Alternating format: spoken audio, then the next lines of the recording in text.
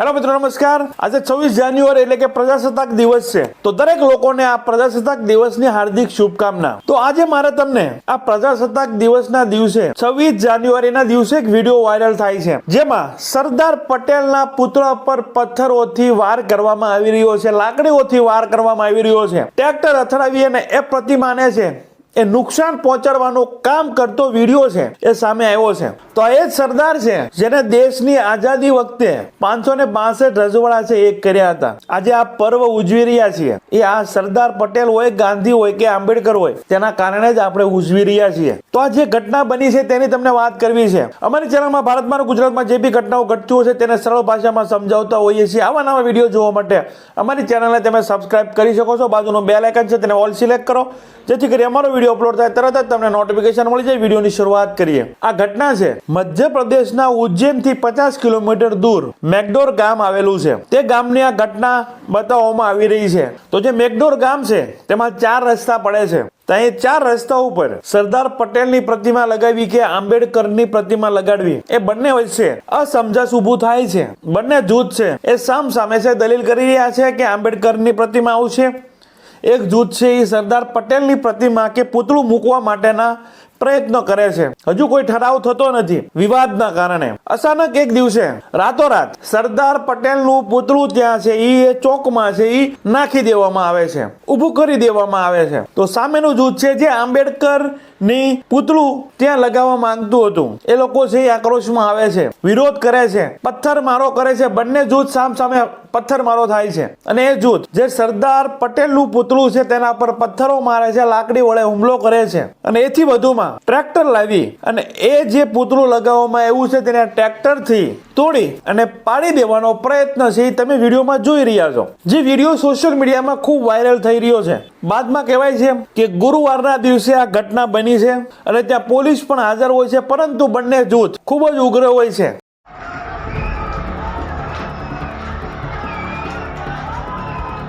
તમે જોઈ રહ્યા છો પથ્થરો મારી રહ્યા છે, લાકડી વડે પ્રતિમા ઉપર કે પુતળા ઉપર છે વાર કરવામાં આવી રહ્યો છે, ટ્રેક્ટરથી પણ એ પુતળાને છે એ તોડવાના પ્રયત્નો થઈ રહ્યા છે, પોલીસ એ જોઈ રહી છે।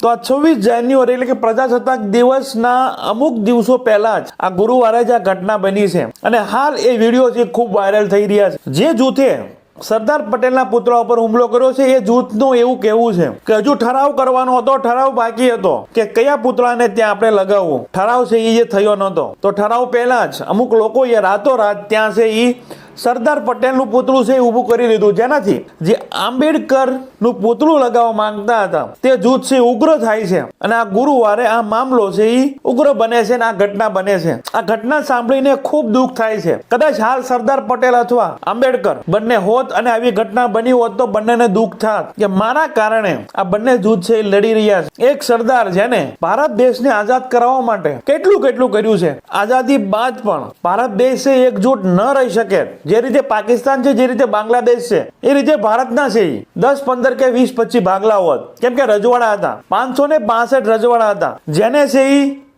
એકજૂટ કરવાથી અશક્ય હતા। કદાચ જે ભારત દેશ છે એ આઝાદી મળી અંગ્રેજો પાસેથી બાદમાં 562 દેશ બન્યા હોત અને હાલમાં જે ભારત બન્યો છે તો એ કામ સરદાર વલ્લભભાઈ પટેલે 562 રજવાડાને એક કરી દેશની ભાવના સમજાવી અને આ ભારત દેશને એકજૂટ કરી અને આ દેશને છે આઝાદ કરાવ્યો છે।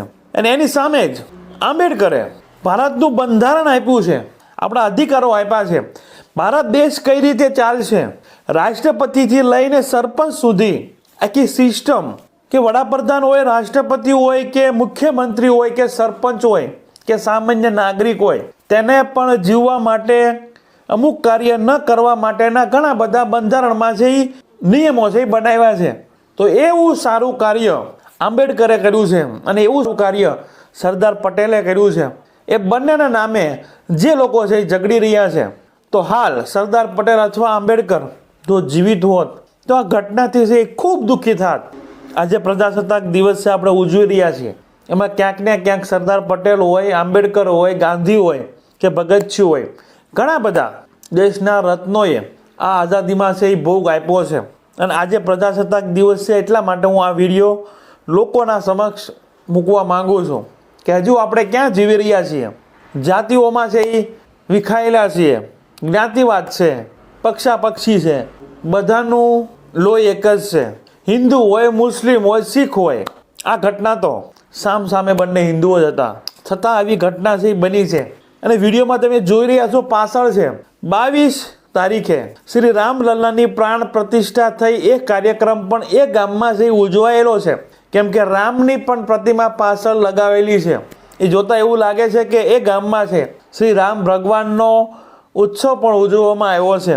અને બસ 4 દિવસ બાદ કે 2 દિવસ બાદ એ જગ્યાએ એ ચોકમાં એ સરદારના પૂતળું છે અચાનક કોઈ લગાવી દીધું. એ પણ કદાચ નિયમની બહાર જ એ કોઈએ લગાવ્યું છે, પણ એનું સમજાવટથી અથવા કાયદાકીય રીતે એની ઉપર કાર્યવાહી કરીને એને હટાવી શકાત.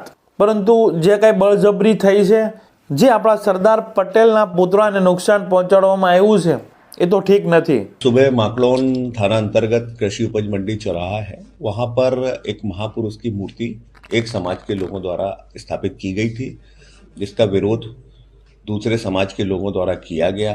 मूर्ति के साथ तोड़फोड़ की गई है, जिससे जो है दोनों पक्षों में विवाद उत्पन्न हुआ. पुलिस तत्काल मौके पे पहुंची,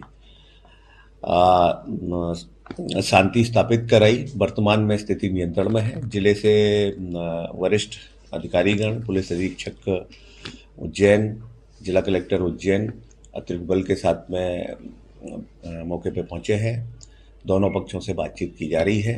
स्थिति नियंत्रण में है. मामला सांप्रदायिक नहीं है. इसमें एक सब इंस्पेक्टर माकलौन थाने के हैं, इनको चोट लगी है, जिनका उपचार कराया जा रहा है. घटनाक्रम में गंभीर लापरवाही पाए जाने पर थाना प्रभारी माकलौन को निलंबित किया गया है. दो अलग अलग जी अलग अलग महापुरुष की मूर्ति स्थापना को लेके उस जगह पर विवाद. तो आ घटना विશે તમારું શું કહેવું છે? તમારા વિચારો જરૂર છે કમેન્ટ બોક્સમાં રજૂ કરજો. અમારી ચેનલમાં ભારતમાં અને ગુજરાતમાં જે બી ઘટનાઓ ઘટતી હોય છે તેના સરળ ભાષામાં સમજાવતા હોઈએ છીએ. આવા નવા વિડીયો જોવા માટે અમારી ચેનલને તમે સબસ્ક્રાઇબ કરી શકો છો. બાજુનું બેલ આઇકન છે તેને ઓલ સિલેક્ટ કરો, જેથી કરી અમારા વિડીયો અપલોડ થાય તરત જ તમને નોટિફિકેશન મળી જાય. Thank you. નેક્સ્ટ વિડીયોમાં મળીએ. જય હિન્દ.